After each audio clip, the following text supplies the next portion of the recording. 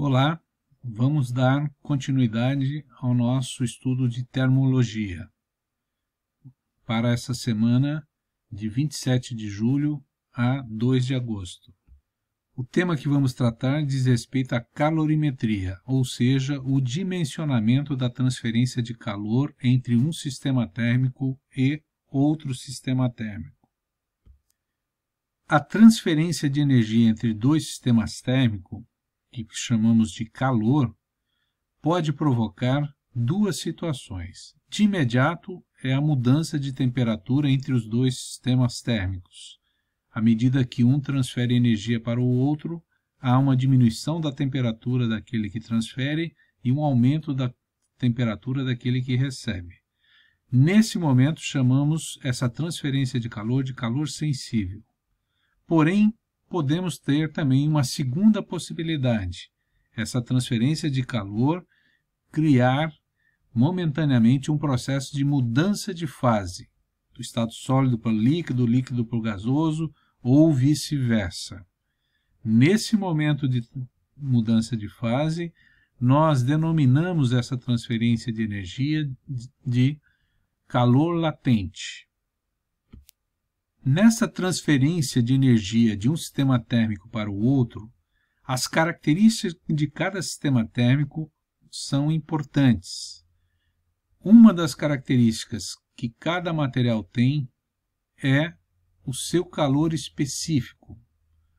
O calor específico nos dá uma noção da quantidade de calor que é necessário transferir para um corpo para que ele possa elevar a sua temperatura em 1 grau.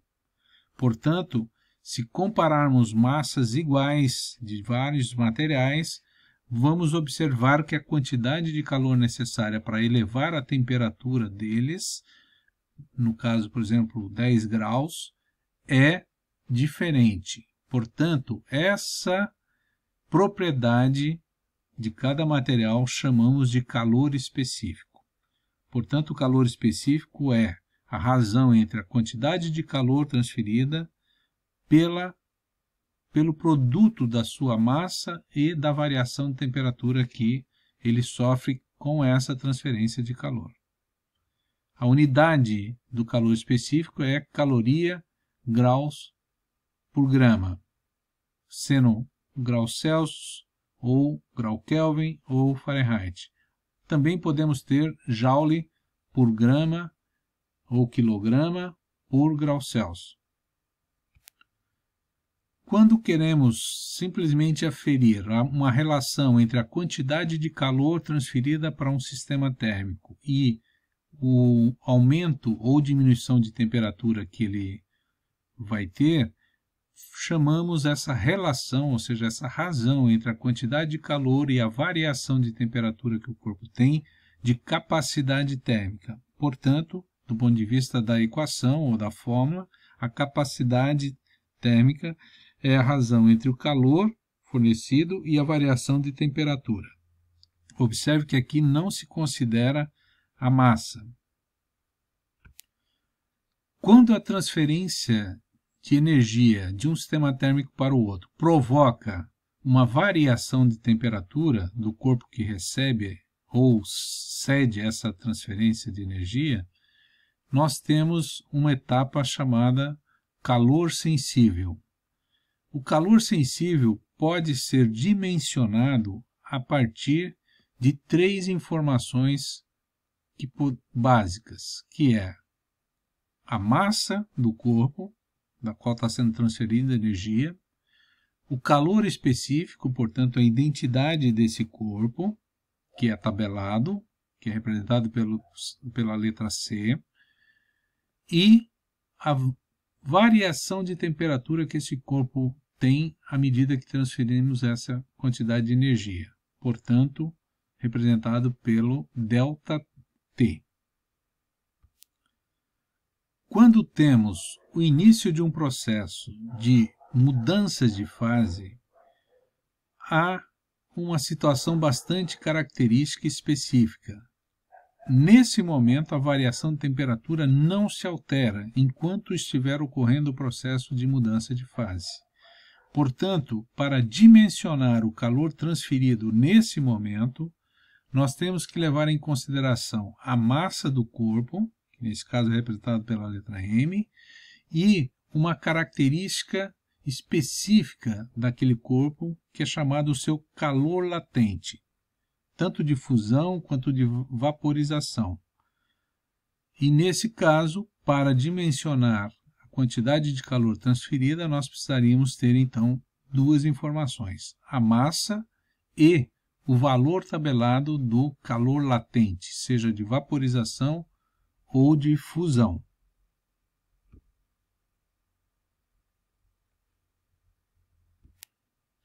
O calor latente de transformação, representado, portanto, pela letra E, ela é tabelado.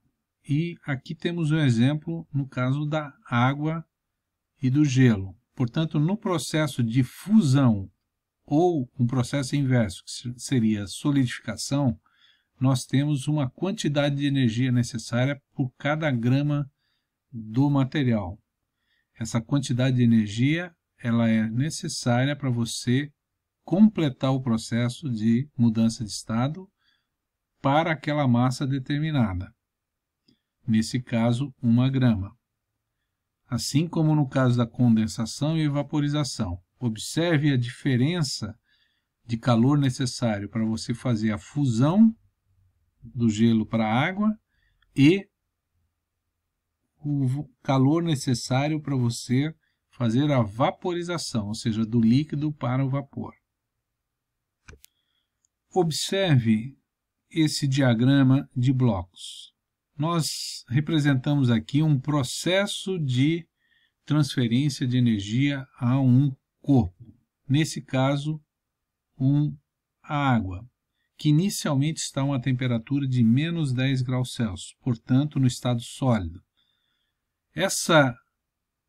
Esse gelo, ao receber uma quantidade de calor, terá sua temperatura aumentada, portanto, de menos 10 para 0 graus Celsius.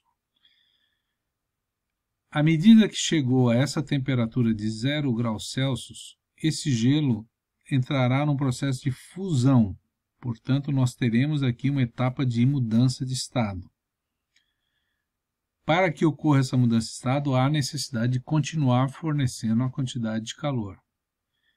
Depois, chegando à condição líquida, ainda na temperatura de 0 graus, se continuarmos fornecendo quantidade de calor, nós vamos ter novamente uma variação da temperatura, até que essa água atinja 100 graus, e a partir de 100 graus, essa água inicia o processo de evaporação.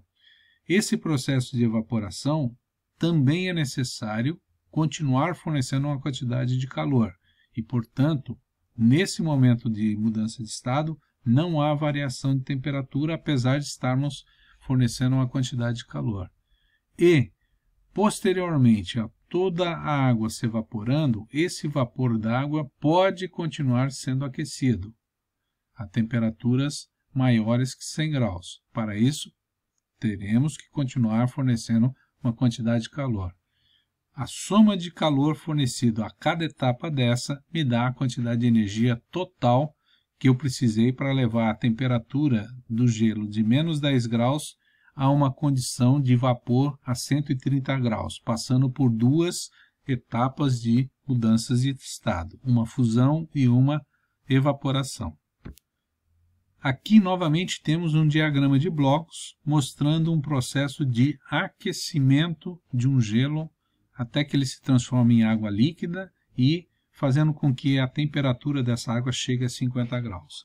Nesse processo, nós vamos ter praticamente 3 etapas. A primeira etapa de aquecimento do gelo, de menos 10 a 0 graus.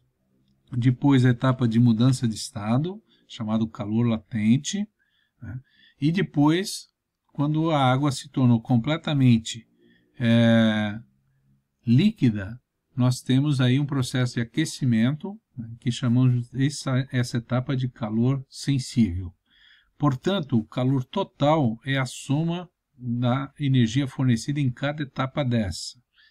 E temos aí a representação gráfica desse processo. A representação gráfica no eixo horizontal das abscissas, nós temos a quantidade de calor, e no eixo vertical, ou seja, das ordenadas, nós temos a temperatura.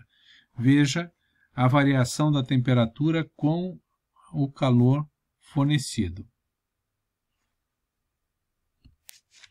Para dimensionar a quantidade de calor total para fazer o processo do slide anterior, lembre-se que a cada etapa eu tenho que usar uma equação para fazer o cálculo da energia consumida.